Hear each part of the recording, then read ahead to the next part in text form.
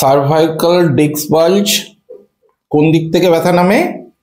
বাম সাইডে বেশি হতো, উইক ছিল, বাম সাইডে উইক ছিল খুব।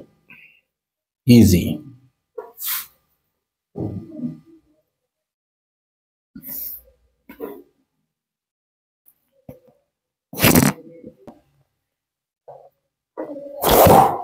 হালকা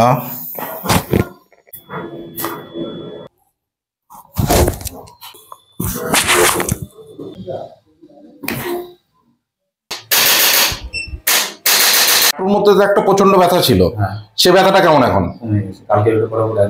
একদম মানে নেই বলতে চলে। আর ঘাড়ে ব্যথা, যেটা ডিস্ক বাল্জ ছিল, যেটা আমরা এমআরআইতে দেখেছিলাম যে ঘাট থেকে একটা জেলি মতো জিনিস বেরিয়েছে, নার্ভে ইমপিঞ্জ করছে, সেটার ওইখানে পেনটা অতটা নেই, কমে গেছে। তো একটা এবার একটু খাওয়া দাওয়া করতে হবে, ভালো থাকতে হবে, খেলাধুলা করতে হবে।